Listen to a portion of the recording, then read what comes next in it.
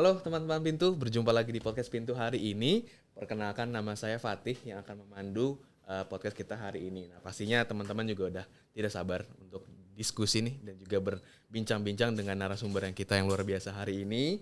Dan pastinya kita juga akan berkenalan dulu dengan narasumber kita hari ini. Dan yang paling spesial hari ini adalah narasumber kita pada hari ini kedatangan dengan Ibu Olvi Andrianita selaku Sekretaris Bapepti. Selamat sore Ibu, apa kabar? Selamat sore, kabar kurang baik. Kenapa Ibu kurang baik nih? Boleh ceritakan Ibu nih, apa? Kurang enak badan dikit aja. Kurang enak badannya. Nah, kita doakan teman-teman supaya Ibu Olvi bisa segera lekas pulih, bisa nanti aktivitasnya bisa berangsur normal lagi ya. Oke, terima kasih banyak Ibu sudah meluangkan waktu hari ini untuk hadir di tengah-tengah kita nih teman-teman Pintu. Banyak yang penasaran banget nih Bu, kira-kira seperti apa sih nanti pembahasan kita sama Bapepti. Jadi hari ini kita kedatangan Bapepti teman-teman. Bapepti adalah regulator dari industri aset kripto yang ada di Indonesia itu ya. Nah, yang kedua kita berkenalan nih dengan narasumber kita yang mungkin teman-teman kalau sempat ikutin beberapa seri podcast kita nggak asing nih sama Abang satu ini, kalau saya manggilnya di kantor Abang gitu ya. Ada Mas Dimas Utomo selaku General Counsel dari Pintu. Selamat sore. Sore Mas Fatih. Dimas, apa kabar? Baik Fatih. Sehat Bang ya? Sehat. Nih, enaknya gue manggilnya Abang apa Mas nih? Dimas aja. Dimas saja. Oke, di tengah-tengah ya Dimas saja ya. Oke. Sukanya Mas ya? Mas ya. Lebih enak sih Mas. Mas ya. Dimas. Mas Dimas. Oke, saya ikutin arahan Ibu Olvi berarti. Mas. Oke. Tanpa berlama-lama lagi mungkin kita langsung berdiskusi nih teman-teman dengan Bu Olvi juga dengan juga Mas Dimas. Kalau tadi di awal saya sudah sampaikan kita kedatangan Bapepti selaku regulator dari industri aset kripto. Apa sih yang akan kita bahas hari ini? Jadi teman-teman Pintu, Ibu Olvi dan Mas Dimas, hari ini kita akan banyak membahas terkait dengan seperti apa industri aset kripto di Indonesia ini diregulasi oleh Bapepti pastinya. Dan kemudian yang paling penting juga adalah kita ingin tahu lebih banyak dari Bapepti pastinya selaku regulator industri aset kripto di Indonesia ini seperti apa mengatur industri aset kripto di Indonesia. Kenapa peraturan-peraturan ini dibentuk dan seperti apa arah perlindungan dari ekosistem aset kripto itu sendiri. Seperti itu mungkin ya Ibu dan Mas Dimas. Oke, kita langsung ke Ibu Olvi Bu. Izin, mungkin ada beberapa pertanyaan yang ingin saya tanyakan ke Ibu Olvi.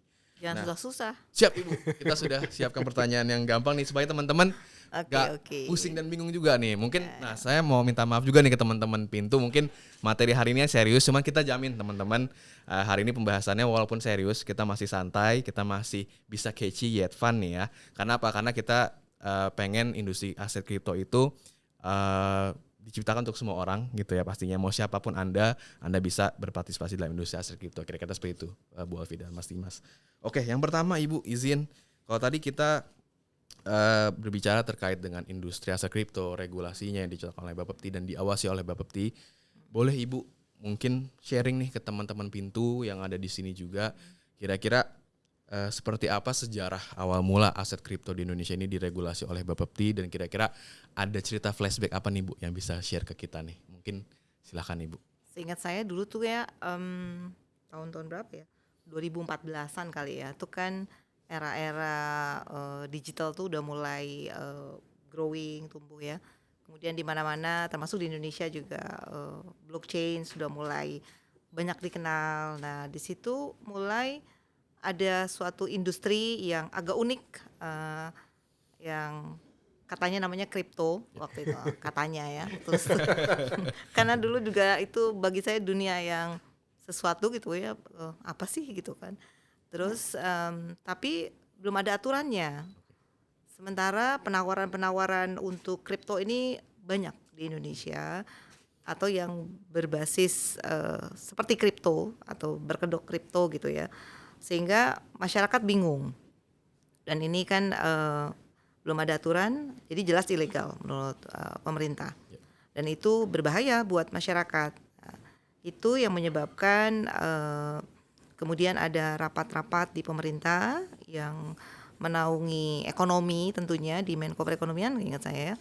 Dan diputuskan di rapat itu bahwa ini kayaknya masuk ke ranahnya komoditi gitu loh. Jadi kripto itu dikategorikan sebagai komoditi sehingga undang-undang yang memayungi ini adalah undang-undang PBK, Undang-Undang Nomor 10 Tahun 2011.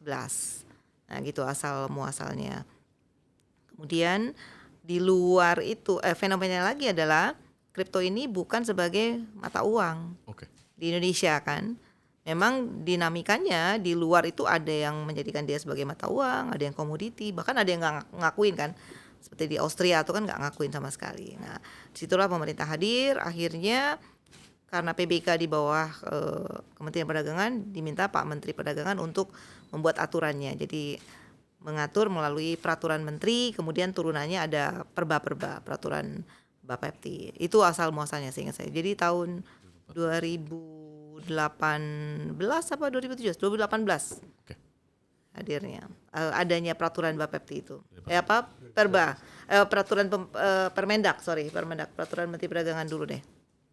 Oke. Nah, teman-teman tuh denger ya.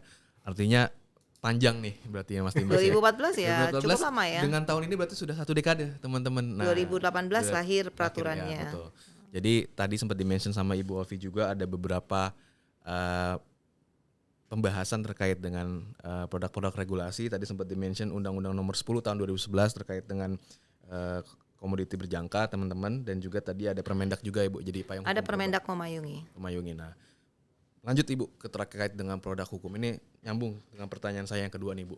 Kalau produk hukum yang benar-benar menjadi dasar atau landasan utama aset kripto saat ini, peraturan apa Bu? Kalau kita kan mungkin saya tahu selaku pelaku industri adalah Perba 13 yang paling baru. Iya, Perba 13. Nah, kira-kira boleh cerita juga nggak Bu? Kira-kira Perba 13 itu secara besarnya atau secara umumnya itu mengatur dan membahas terkait apa untuk kriptonya Bu?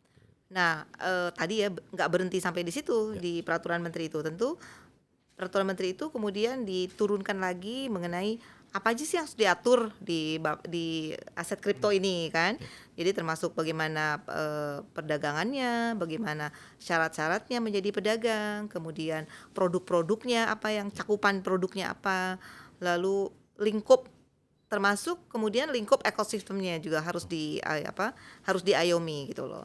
Nah, kemudian itulah yang melahirkan pada tahun-tahun berikutnya pemerintah menginisiasi ini nggak bisa begini aja. Jadi harus ada juga ekosistem yang memang menaungi semuanya. Jadi ada bursanya, ada clearingnya, kemudian ada depositorinya. Jadi itu yang menjadikan bukan bursa ya, menjadikan aset kripto ini betul-betul memang teratur, tertata dengan baik, tata kelolanya menjadi lebih baik gitu. Berarti kunci utamanya tadi adalah ekosistem Bu ya. Artinya dari sisi regulasi memayungi ekosistem tadi mungkin Bu ya. Jadi artinya aset kripto ini bisa lebih firm tanda kutip atau lebih safe gitu kali Bu ya. Karena kan ada investasi, ada some certain money yang disimpan di situ dari masyarakat atau nasabah ya.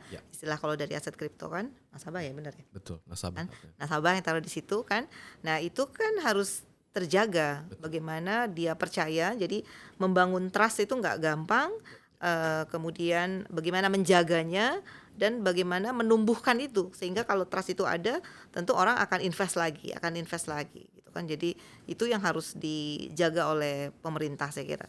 Selain ekonominya juga dijaga, masyarakat juga harus dilindungi. Itu nggak mudah memang. Dan itu yang dibangun terus sampai tahun 2023 kemarin ya. Pemerintah sudah melahirkan satu bursa aset kripto, CFX ya.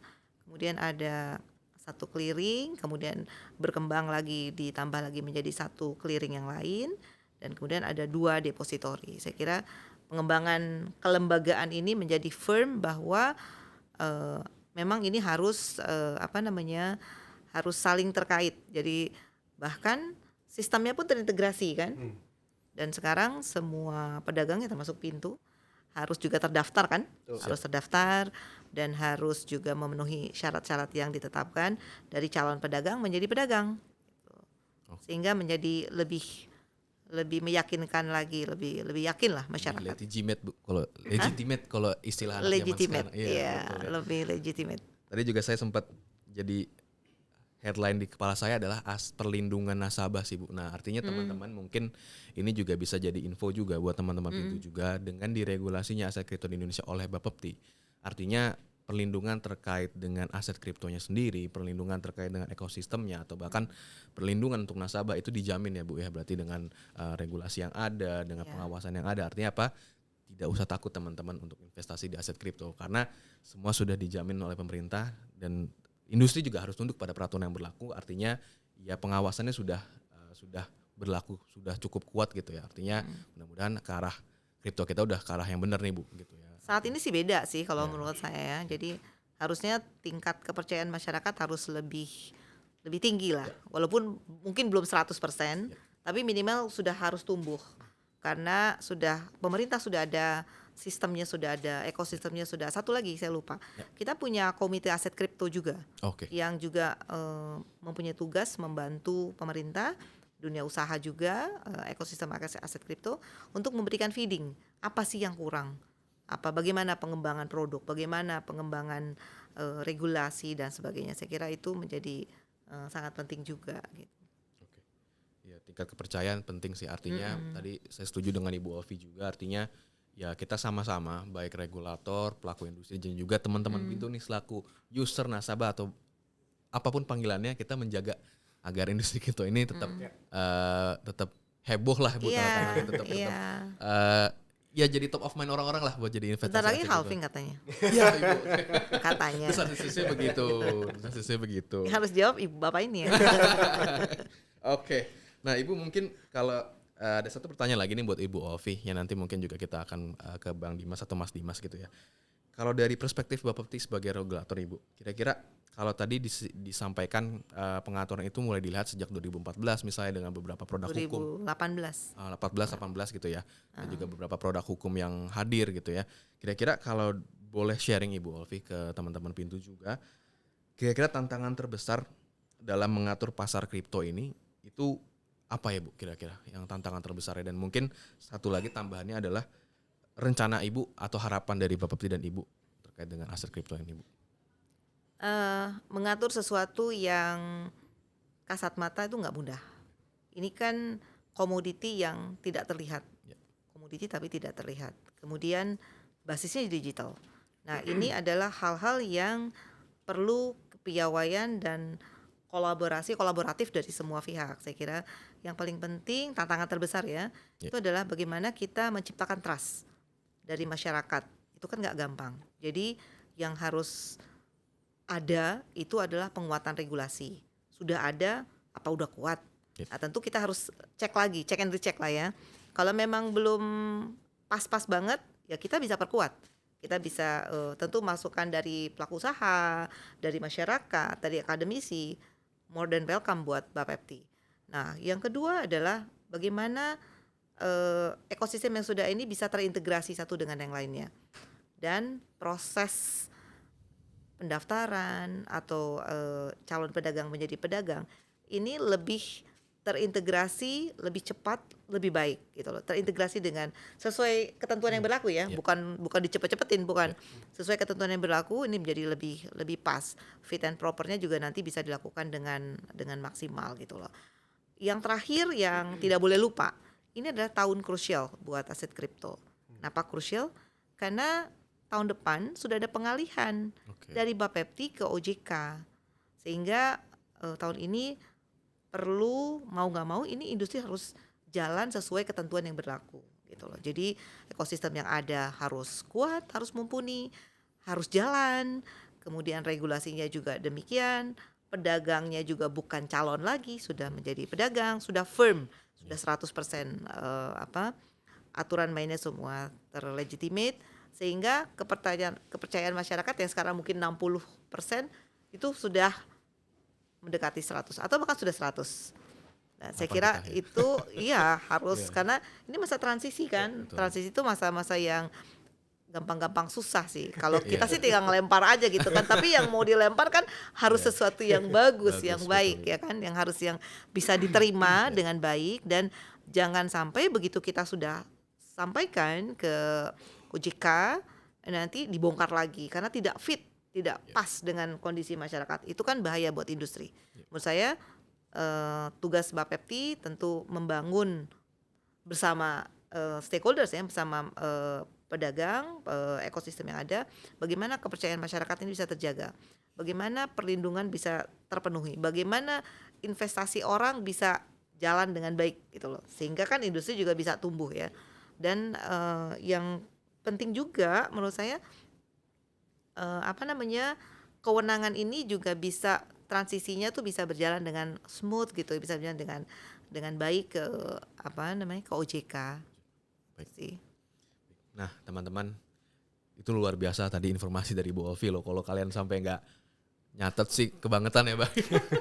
Jadi teman-teman tadi banyak banget hal-hal yang memang harus kita pahami juga terkait dengan industri kripto di Indonesia gitu ya. Artinya yang tadi dari awal kita sampaikan juga atau kita diskusikan bersama adalah bagaimana sebuah ekosistem industri baru gitu ya waktu itu ya Bu ya. Jadi kita diatur sedemikian rupa untuk lebih baik pastinya ke arah yang lebih oke gitu ya tanda kutip.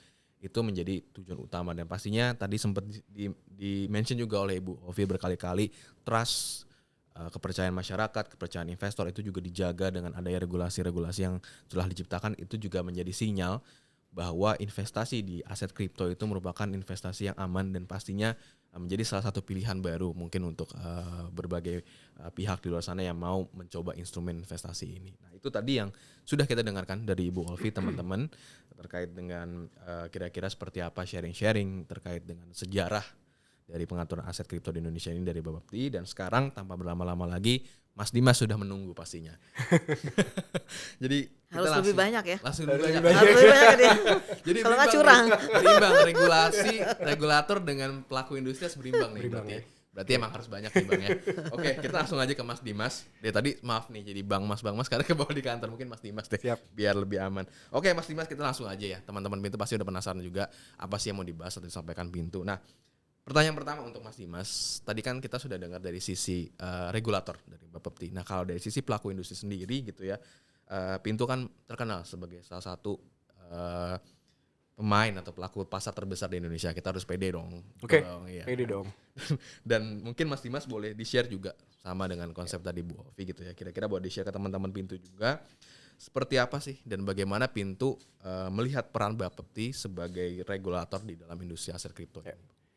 Sebenarnya mumpung ada Bu Olvi nih di sini. Siap, ya. Kita ingin mengucapkan terima kasih, apresiasi yang sangat tinggi kepada Bapepti. Karena dari awal Bapepti sudah mengawal perkembangan industri aset kripto. Dan kita meyakini itu bukan hal yang mudah. Tadi Ibu sudah menyebutkan, sebenarnya saya sudah berencana mengatakan itu Bu. Kenapa? Karena globally banyak negara yang bahkan belum bisa memutuskan kemana arah pengaturan aset kripto ini. Walaupun tren secara market itu untuk kripto leaning towards regulated market. Tetapi walaupun leaning towards regulated market, masih banyak jurisdiksi-jurisdiksi besar di dunia ini yang belum memutuskan Bu, apakah ini masuk ke dalam aset komoditi atau aset keuangan atau bahkan mungkin mata uang dan lain sebagainya. Dan ini juga cukup didukung oleh peraturan Bapepti yang desainnya cukup luas. Ibu tadi menyebutkan diatur perdagangannya itu sendiri, tetapi juga mungkin operasional dari para pedagang seperti kita Bu, seperti Pintu, tapi juga perlindungan konsumen dan tidak lupa ada aspek-aspek anti money laundering di situ. Iya, betul. Itu yang cukup komprehensif. Desainnya sendiri juga mengadopsi adanya SRO. Tadi Ibu bilang ada bursa, clearing dan custody ya, atau depository. Nah, dengan adanya kepanjangan tangan dari suatu regulator mengatur atau mengawasi industri yang sangat mungkin dibilang baru, mungkin juga tidak, tapi pengawasannya itu bisa lebih pas, bisa lebih tepat sasaran apabila mungkin hubungannya lebih dekat dengan para pelaku usaha di mana bursa dan clearing dan custody ini akan sehari-hari tentunya berhubungan dengan para pelaku usaha. So from that view kita sangat apresiatif sekali. Ya. Oke, berarti kalau saya bisa menyimpulkan nih Mas Dimas, artinya Indonesia Bu sudah one step ahead mungkin mudah-mudahan terkait dengan pengaturan kripto. Karena kalau tadi kita udah punya SRO itu self-regulated organization, artinya tadi yang kata Mas Dimas sampaikan adalah kepanjangan tangan dari regulator untuk melakukan pengawasan, pengaturan gitu ya. Artinya dan Indonesia sudah one step ahead. Kenapa? Karena kita sudah go beyond dengan peraturan-peraturan yang bahkan bisa membuat atau meregulasi industri aset kripto ini lebih harmonis dan optimal gitu ya. Nah, teman-teman jangan khawatir nih, lagi-lagi dari tadi saya banyak nih ngomong jangan khawatir, jangan takut. Artinya industri aset kripto Indonesia ini udah one step ahead ya. Bahkan kalau tadi dari Mas Dimas juga ada benchmark di global teman-teman. Artinya kalau kita melihat benchmark di global, kita bisa dikatakan bersaing, tapi juga di satu sisi hal kita tidak takut dengan konteks benchmark global tadi, karena kita punya kriteria, kita punya kekuatan sendiri yang bisa kita banggakan gitu ya. Oke, nih pasti teman-teman makin antusias nih Mas. Kita lanjut ke pertanyaan selanjutnya. Nah, kalau tadi kita cek dari benchmark global, kemudian kaitannya dengan regulator gitu ya. Kalau dari Mas Dimas sendiri dan Pintu gitu ya, secara perusahaan, kira-kira rencana dan peran Pintu untuk mendukung regulasi, mendukung Bapepti dalam penyampaian informasi atau penyampaian update industri, kira-kira seperti apa Mas yang mau direncanakan atau dilakukan oleh Pintu dan mungkin Mas Dimas juga? Ya. Izin Bu, saya mau menggunakan data Bapepti Bu. Jadi Boleh. Bapepti mengeluarkan data per Januari 2024 kemarin, investor kripto sudah mencapai 18,8 juta ya Bu.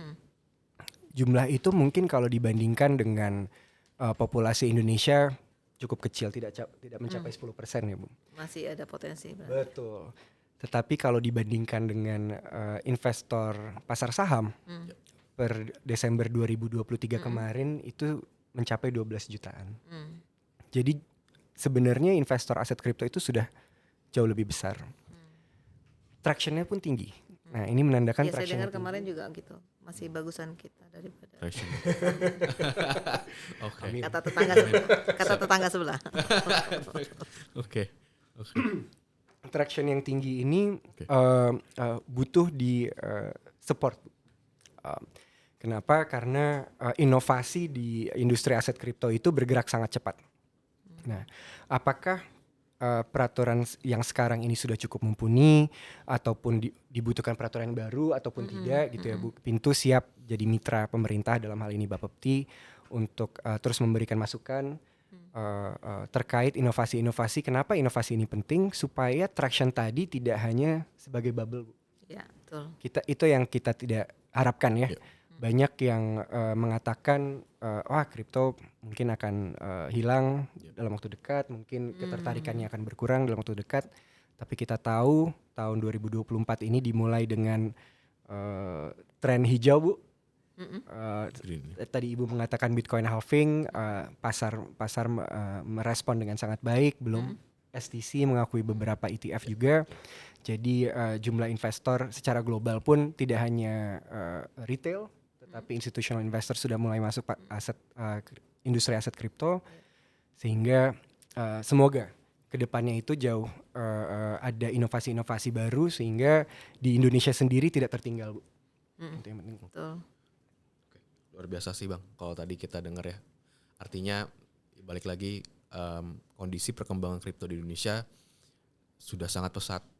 Cakupan produknya kan juga pasti berkembang dong. Betul. Iya kan? Cakupan produk juga bervariasi.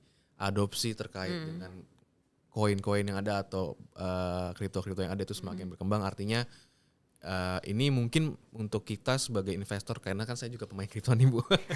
Mungkin ini juga jadi salah satu potensi dan juga playground baru. Jadi kan kalau istilahnya ada anak kecil lihat playground besar kayak wah dia mau eksplorasi ini itu. Nah, itu mungkin mudah-mudahan ke depan adopsi dari sifat blockchain ataupun kripto nanti itu bisa lebih berkembang lagi di Indonesia Bu, terutama dengan bagaimana harmonisasi tadi itu yang kita lihat dari regulator dengan pelaku industri. Ternyata di kripto harmonis banget Bu. Dan kita sangat mengapresiasi Bapepti. Sekali lagi mungkin saya nambahkan juga dari Bang Dimas atau Mas Dimas. Kita mengapresiasi Bapepti mau membuka tangan kepada pelaku industri gitu ya, mau menerima masukan-masukan terkait dengan industri aset kripto, karena itu yang dibutuhkan sebenarnya Bu untuk industri aset kripto, yang mana tadi untuk berdaulat, untuk berjaya industri aset kripto adalah ya adanya kebutuhan harmonisasi dari regulator dan juga industri. Dan mungkin satu pertanyaan terakhir mungkin untuk Bang Dimas atau Mas Dimas juga dengan Ibu Ovi gitu ya, kalau bisa disampaikan apa yang akan dilakukan untuk meyakinkan kepada seluruh masyarakat. Nah ini saya ngomongnya udah bukan nasabah lagi nih, tapi masyarakat. Kalau industri aset kripto itu di Indonesia berpotensi, maju, berdaulat, dan yang paling penting aman. Nah kira-kira apa yang mau disampaikan? Mungkin dari Ibu Olvi dulu ya Mas Dimas ya. Menurut saya yang perlu adalah kita harus lebih sering dialog ya. Dialog dengan masyarakat. Ya. Kalau tadi dibilang bukan nasabah doang, tapi seluruh lapisan masyarakat. Karena mereka juga ada yang sudah jadi nasabah atau calon nasabah kan, atau yang nyuruh-nyuruh jadi nasabah bisa juga loh. Saya nyuruh-nyuruh adik gue masuk kan bisa juga kan gitu kan. Jadi nah itu adalah hal penting menurut kami yang harus disampaikan. Jadi bahwa ini ada bukan tanpa ada payungnya, bukan tanpa ada aturan. Kemudian ada pemerintah yang menaungi, ada yang ngawasin, pemerintah juga mengawasi, Bapepti juga melakukan selain pembinaan pengaturan juga kita melakukan pengawasan. Tadi lupa saya sampaikan bahwa kita punya pengawasan yang berbasis digital juga, termasuk juga untuk aset kripto, dan ini penting sekali. Jadi bagaimana kita membangun trust bersama para pedagang, bersama bursa, bersama clearing depository, dan kalau ada apa-apa ya kita juga berkolaborasinya juga dengan kementerian lembaga terkait seperti Kominfo, PPATK gitu kan. Jadi Satgas pasti kalau nggak salah kita juga masuk, dan di internasional kita juga sudah masuk di dalam FATF. Ya. Oke. Nah, artinya tuh dari sisi global. Jadi benar-benar kita udah di diawasinya tuh berlapis gitu. Berlapis-lapis. Tidak cuma itu aja. Ya, siap. Terima kasih Ibu Olvi. Mungkin silakan Bang Dimas selaku perwakilan dari industri. Ini izin ngambil data Bapepti lagi nih. Siap Bang. Boleh dong. Siap Mas. Jadi saya lihat kalau di Januari 2024 Bu, total nilai transaksi sudah mencapai 21 triliun. Betul. Itu naik 77% 77%. year on year. Luar biasa traction dari masyarakat, tetapi sebenarnya masyarakat ataupun konsumen ataupun nasabah gitu ya. Mereka di sini jadi juri. Juri sebenarnya pedagang mana yang memberikan produk terbaik gitu. Mulai dari user experience-nya, user interface-nya, seamless experience untuk deposit dan withdrawal, itu semua dilihat secara scrutiny lah oleh masyarakat. Iya, betul. Nah, tetapi Bu, mungkin izin memberikan masukan juga bahwa produk tersebut yang diberikan oleh pedagang Indonesia masih bernaung pada spot trading, Bu. Nah, sebenarnya untuk investor-investor yang sudah lulus lah Bu, kita mungkin istilahnya lulus dari beginner trader, bukan pemula, betul. Mereka tentunya mencari kesempatan ataupun challenge-challenge lain yang pada saat ini mungkin masih tersedia di pemain global. Global ini produk derivatif jadinya. Sehingga mungkin alangkah baiknya ke depannya kita bekerja sama Bu, bersama-sama membuat kerangka di mana derivatif itu tersedia lah di Indonesia. Sehingga apa? Sehingga para investor yang sudah lulus ini tidak lari keluar Bu. Tidak keluar, dan persaingan antara pemain Indonesia dan global bisa sedikit seimbang lah. Iya, setuju. Amin. Artinya kita harus bisa bersaing ya kan Bang. Iya. Betul. Keseimbangan, kesinambungan itu yang utamanya sih. Lindungi industri lokal. Betul. Nah teman-teman jangan lupa main kriptonya di Indonesia. Betul banget. Oke, mungkin kita apresiasi dulu nih untuk kedua narasumber kita. Tepuk tangan dulu teman-teman semua untuk Ibu Olvi dan Mas Dimas, luar biasa sekali pembahasan hari ini. Janji tadi saya adalah materinya hari ini serius tapi asik kan. Mudah-mudahan sih kita nggak masih asik gitu ya. Dan itu juga mungkin jadi penanda akhir diskusi kita hari ini, Ibu Olvi, Mas Dimas. Sekali lagi saya ucapkan terima kasih banyak Ibu Olvi untuk waktu dan kesediaannya meluangkan kehadiran Ibu di sini, dan juga terima kasih Mas Dimas atas sharing-sharingnya, karena menurut saya pribadi nih hari ini materinya berimbang nih teman-teman, ada dari sisi regulasi, dari sisi pelaku industri. Artinya apa? Informasi yang kita dapatkan hari ini sangat baik gitu. Jadi bisa memperkaya pemikiran kita, memperkaya khazanah pikiran kita juga, dan pastinya bisa meningkatkan kepercayaan kita terhadap industri aset kripto ini. Dan mungkin ada sedikit iklan nih. Jangan lupa teman-teman Pintu buat follow dan subscribe social media channelnya Pintu. Dan kalau yang belum download aplikasi Pintu untuk main kripto di Pintu gitu ya, silakan download di Google Play Store ataupun di App Store gitu ya. Dan pastikan teman-teman bisa follow juga YouTube Pintu, Instagram Pintu, atau bahkan kita juga punya Pintu Academy teman-teman. Jadi nanti update terkait dengan industri aset kripto, terkait dengan regulasi juga, itu bisa kita sampaikan di Pintu Academy atau beberapa channel sosial media kita. Pastikan subscribe ataupun follow supaya bisa dapat informasi atau update-update yang lebih banyak dan lebih baik. Mungkin itu yang bisa saya sampaikan. Mohon maaf teman-teman, Ibu Olvi dan Mas Dimas, mungkin kalau ada penyampaian saya yang kurang tepat gitu ya. Mudah-mudahan kita bisa berjumpa lagi di lain kesempatan. Sekali lagi saya ucapkan terima kasih teman-teman. Sampai jumpa di podcast Pintu selanjutnya. Bye-bye.